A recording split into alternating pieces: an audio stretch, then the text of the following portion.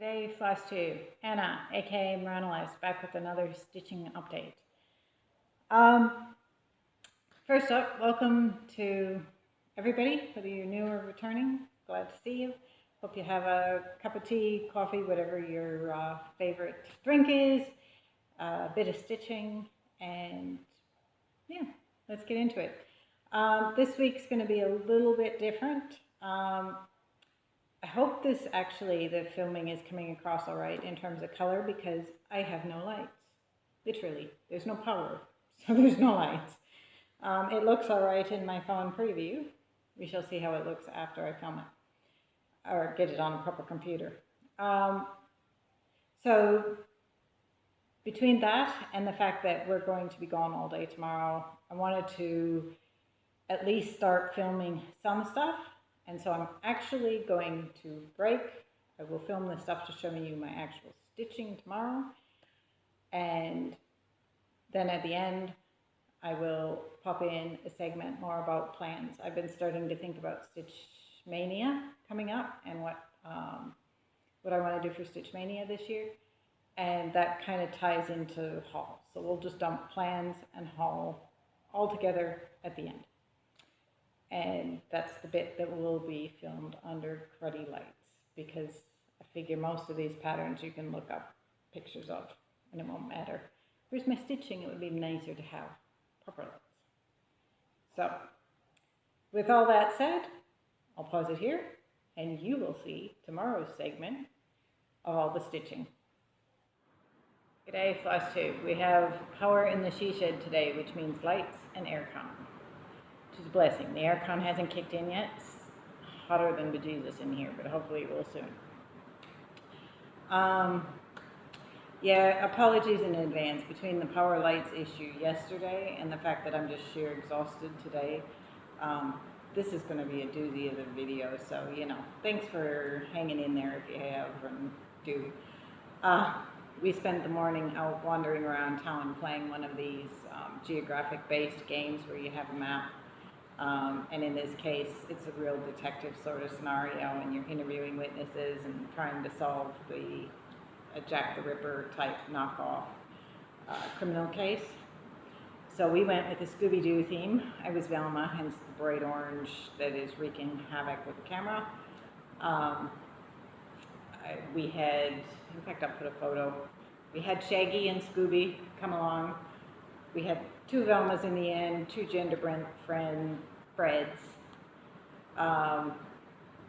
The daughter that's dressed as Daphne, she's the one that has done the chart designing for me with the seashell. And my husband played the villain, because you know, every good criminal case needs a villain. So we figured he was the dude that ran the water slide, since that always seems to be the bad guy. As far as actual stitching goes, we will just start at the top of the pile, because I don't remember what I worked on when. I have been working on this chart that's a loan from Vicky Gable Stitch and Button. This is Lena Lawson's Trick or Treat. Quite a little pattern by the typical size that I stitch things. A scrap of linen I had floating around, probably a 32 count, couldn't swear by that, and then dyed myself. Yeah, so I think last time you saw him I was down to about the tufts of the scarecrow, you know, tufts of hay sticking out of his legs. You know, words are really hard, guys, when you're exhausted. It's one of those days. I ended up running just a few stitches of gold metallic along that edging. I swapped out his buckles for gold metallic.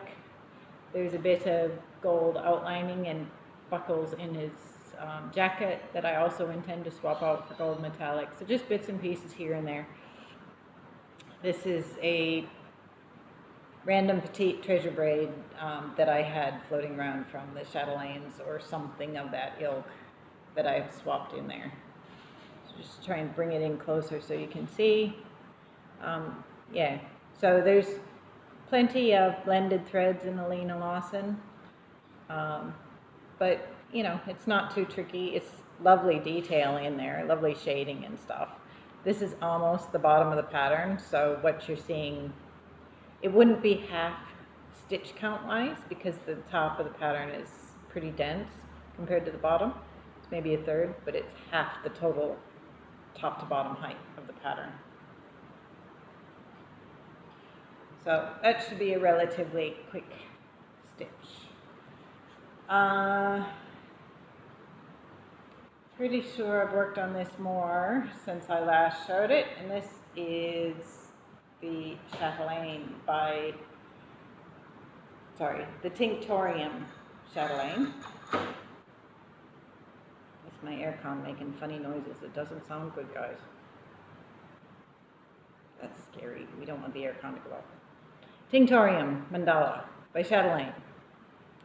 So we finished the very first herb in there, and it's Malva sylvestris, which I had no idea what that plant was, so I had to Google it. Apparently it's also called common mallow. Not an Australian plant, more Europe, I think. It was a couple of weeks ago I Googled it, so even those details are hazy. But it was yellows and green dyes that you could get from the seed heads and stuff. So that and the fiber of the plant was used in sort of textile from the stems. So I thought it was interesting to research about it. So that the plant itself is all done and backstitched. Obviously there's a bit in the archway. There'll be plenty of beads and specialty stitches and stuff in there yet. I think I'm missing an entire color. There must be some leafage or something that goes over the top that I haven't done yet. I just focused basically on getting that plant itself done. Actually, there's a fair bit of modifications. I had really hard time deciding what Martina had intended for various colorings. And I had that whole pink stitched in a gray on the flowers, and then ended up ripping them back out because I realized that wasn't what she meant. And then down here, the colors that she picked, I think where I've put green for the base of those plants, she had like a dark blue and a gray around the purple flowers. And I thought, no, that just doesn't look right. So I swapped it for a dark green that was in, you know, amongst the other colors we'd already used, and a dark purple. I think the dark purple, I had to pull a shade darker than one of the DMCs she'd already selected for the palette. But I thought that outlining made more sense than what I was reading the chart that was telling me to put blue in the base of the plants. I didn't get it. So there's a fair few modifications like that.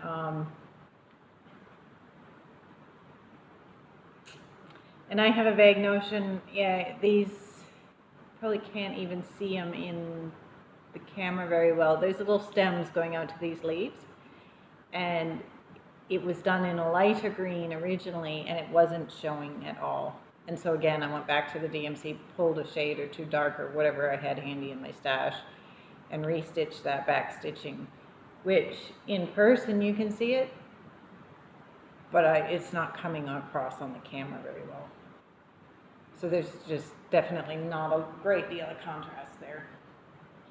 But still, I was super pleased to, you know, have the first official bit of plant work in there. And I believe that arch, that basically is as tall as that pattern will get. Obviously, we'll fill in arches on all four sides. So that's the overview of what it looks like now. So that one will probably go away now. I've got several good weeks there for a while. But it'll go away for a few weeks and get a chance to work on something else before it comes out again. A couple of random days around town, I pulled out the Mermaid to work on. I know one day we were at the pool because it seemed appropriate to pull the mermaid to go to the pool. So this is, oh, I forgot to say, the Tinctorium mandala is 28 count cashel linen that I dyed myself. This is a 28 count opal linen by Under the Sea Fabrics called Midnight Mermaid, and this is Enchantress of the Abyss by Bellafilipina Designs. So I think predominantly in this, what I did was a lot of that really dark green in through here. And then a bit trying to push into her tail.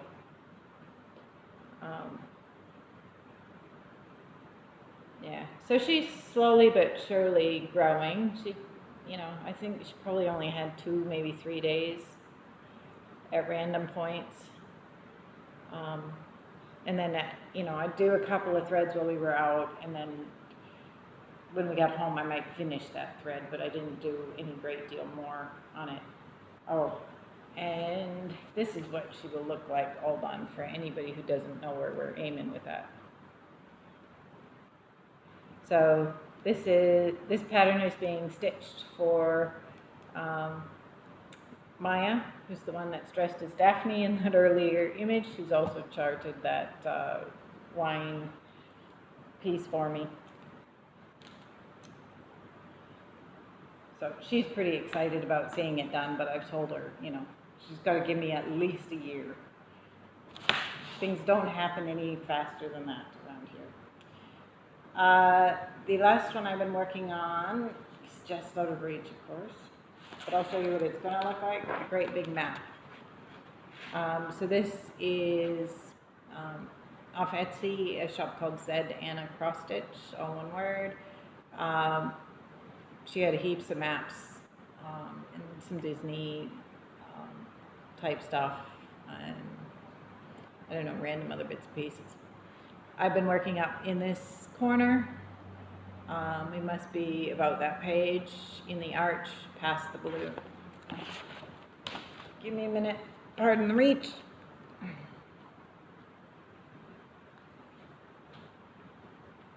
So, not entirely sure if I have showed this since I finished this page over here, but I did finish that page, and then I came back here and we've started another page going through that bottom section of the arch. So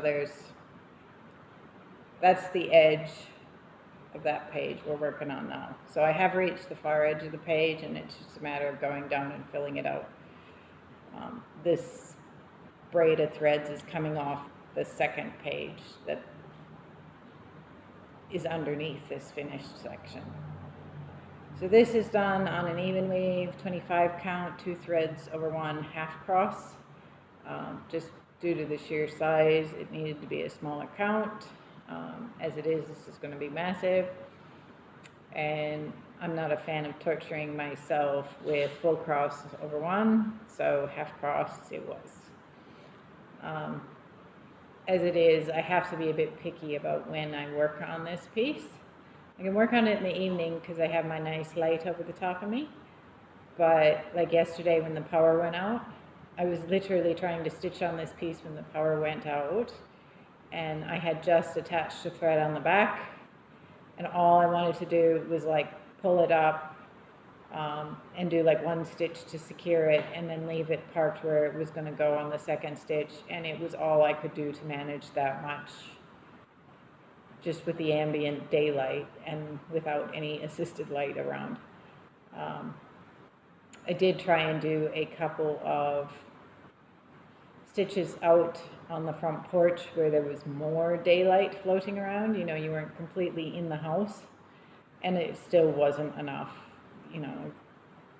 Actually, it was a bit depressing how much I was reliant on that artificial light right over my shoulder to be able to see these little squares. So yeah, it's very slow progress on that, but we are, where is it? It must be there. That is full width of the page. we can just start to see that is a cursive F, and it says Felix or something. So I have no idea whether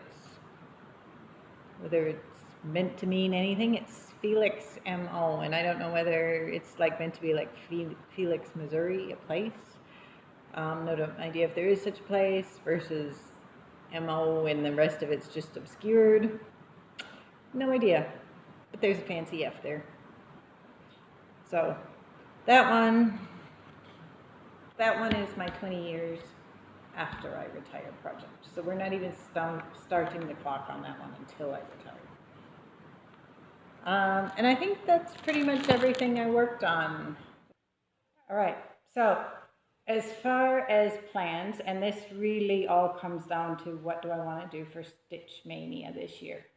I really enjoyed last year where I basically did a vlog style videos concentrated on a projects for weeks duration, you know, filmed that. It might have actually been 10 days. Point is, concentrated on it for a period, gave you daily updates. I don't know, I enjoyed it. I thought it was fun.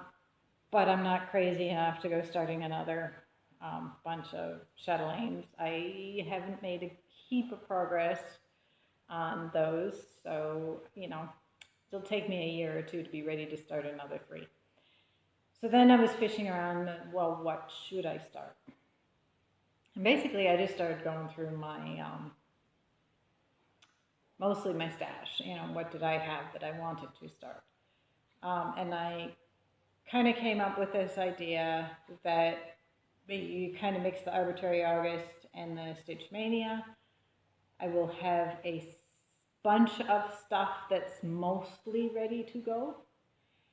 And then every week I will spin a little wheel thing, and whatever the wheel picks, that's what I will start, and that's what I will focus on for the duration of that week. So up to 4 different spins, 4 different starts, so that I can get, you know, a full week's worth of progress on whatever comes up. So because now all of a sudden I'm thinking about, you know, wanting to start kitting things, I got to start pulling patterns out of my stash. So let's have a look at what might get spun. It's definitely going, these things are all definitely going on the wheel. There may be more additions to the wheel. I know there are other things that aren't pulled. Some of my kits, I might have to come back, pull those and show you. But these are the ones I'm deliberately sort of kitting up to put on the wheel. So we have several Mirabilias, but this one is Shakespeare's Fairies. MD 103. And as far as out of prints go versus stuff you can easily get when it comes to Mirabilias, I have no idea, guys. So if you see something you like, you're just going to have to Google. So that one I have, basically for all of these, I've gone and I bought all the DMC, most of it. I haven't bought any of the beads, or if there's other water lilies or whatever called for, I haven't bought any of that, none of the treasures. If they get called, then I will go looking at, you know, what extra stuff, what metallics that I need at that point. But for the purposes of Maynia, we will probably only have DMC progress happening. Hold please. Sorry, without a fan, it is so hot in here. I had to at least open the door and get some air movement. Fingers crossed the power comes back soon. And while I was out, I grabbed the kits too. So we're all set with those. The other Mirabilia I've been kitting up is Santa's Magic. I bought this some time ago. The glare off the photo is terrible. I will not do this one on that neutral sort of fabric, so then I need to figure out what to do with his coat, because in that part of his coat, it's not actually stitched. It's just the fabric color showing through.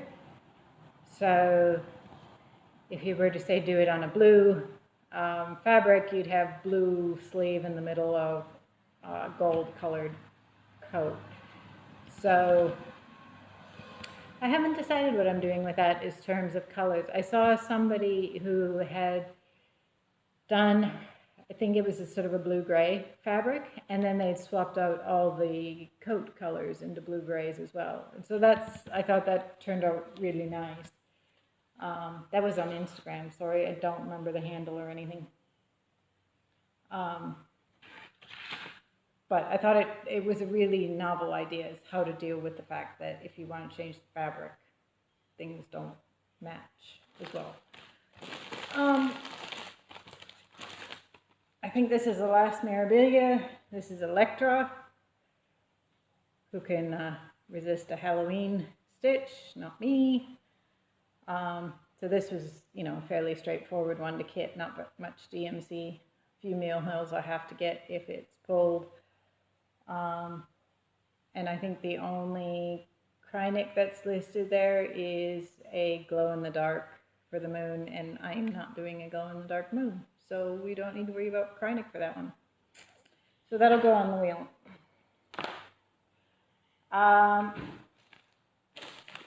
The other one that I actually having to kit is Winter Geisha. And I didn't take her out of her. This is a Joan Elliott. So it'll be the first Joan Elliott I'm doing if I start this one. Again, DMC mostly. I haven't bought the Bill Hill beads, and there's a couple of number 4 braids, which I don't recognize the numbers off the top of my head, so I may or may not have the petite treasure braid equivalent thereof. The others I've pulled that will be going on the wheel are kits, so obviously a lot less work involved on my end. If these get pulled, there's a fair chance I will end up swapping out the fabric for linen and or even weave as I see fit, because I don't stitch on Aida much, but that just is what it is. So the first one we have is Wildflower Bouquet by DMC. Okay, this is, the glare is bothering me. You can see why people take things out of the packaging. So yeah, I quite like that one. And in a similar veins, we have Country Threads, just Wildflowers. I think this one was a secondhand kit I bought, and it's been started, a very small start on the black Aida.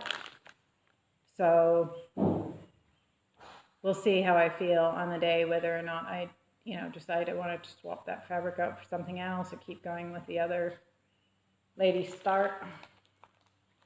I like those rue paws. I bought this one because of the rue paws. We had, when we were married, my husband's boutonniere and the ring bearer and all of them, they had rue paws. Even in Wisconsin, middle of Wisconsin, we managed to get rue paws, so I was pretty pleased.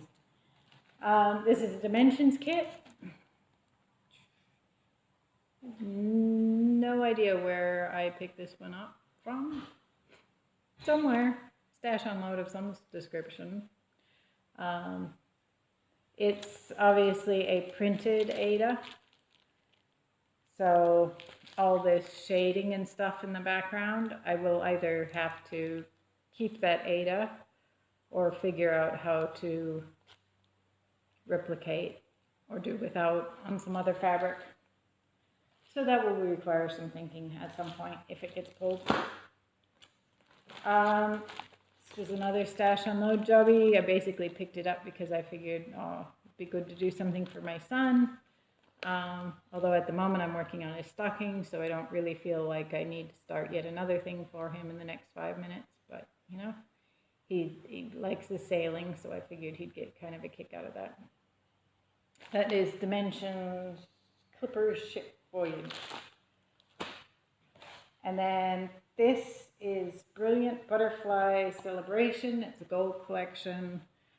This one I know I picked up off the local stash unload here not that long ago, 6 months maybe. So yeah, any of those, you know, if they get spun, they're pretty easy start because all the threads, and in theory, if I do the Aida, they're ready to go. The other one I actually bought that went straight on the wheel. So this has just come off stash unload in the last week, I think it should have, was Fairytale Town. This big old monster. So yeah, I thought it was interesting with this one specifically. Hold on, the chart's going to fall apart if I do it that way. They actually give you options to split it into several smaller pieces, you know, so you got two that are a bit longer, or you have 4, you know, up close scenes. And if you look at the overall chart, then it'll show you which bits to stitch if you say wanted to do the 4 coordinating pieces with the 2 rather than the entire big thing. So I thought that was a pretty neat idea to, you know, basically you get a lot more options than just this one very big off-putting ginormous piece. I think I will probably stitch the ginormous piece because I'm a sucker for ginormous pieces. We all know that, don't we? So I was pretty stoked to find that one come up on Stash Unload, and actually at a really reasonable price given how the price you normally see that for new. So after I went, you know, started pulling kits and threads and charts and whatnot, I thought, well, I'm going to need fabric if I'm going to start these. And I've got a lot of, you know, just plain white linen. I could pull just about any of those pieces and do it on plain white linen without thinking too hard. But, you know, where's the fun in that? You should have colors and pretty. So then I went digging on Etsy for hand-dyed fabric options. And I stumbled upon one that's here in Queensland even, so it showed up really quick. It's like amazing. And did I think to keep the tag? Oh, it's number 12 stitches is the Etsy name. So this is, that color is looking awful white. This is a 32 count, 17 by 26 inch color called Spice, which has a really nice modeling. But I think this whole not having any light is gonna, that's better. But it's just a really nice neutral. So it could do for several of those options. I think these will all be 32 count.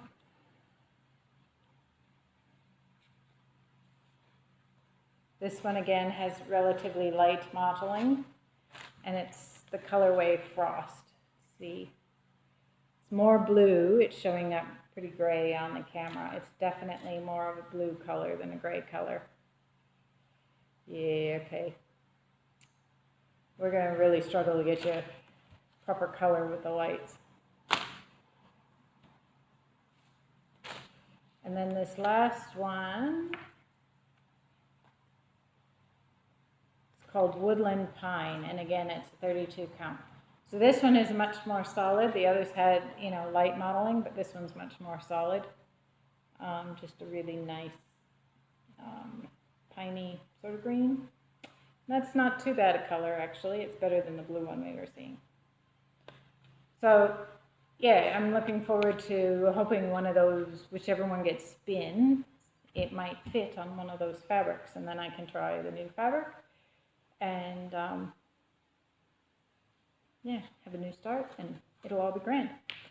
So I think my idea basically is one chart that I didn't show you because it's a digital one.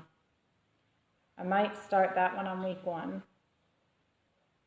Just know it's going to be the plan, and I'll put a picture in. It's the Paradise sampler from Cooler Design Studio. I might start that on week 1, so that one is a known start, and then spin the wheel. At the same time I start Paradise, I'll spin the wheel for week 2. That'll give me a week to get ready, you know, figure out what I want to do with fabric, buy any last little bits of floss that I think I really need for that week, etc. And then repeat 3 or 4 more times, or however long Maynia lasts. So that's the idea. That's the plan. I may or may not stick to it. Anybody else started thinking about Maynia yet? Let me know what you're doing down in the comments. All right, I think that'll be it for this video, and hopefully we'll see you back next week with power. See ya.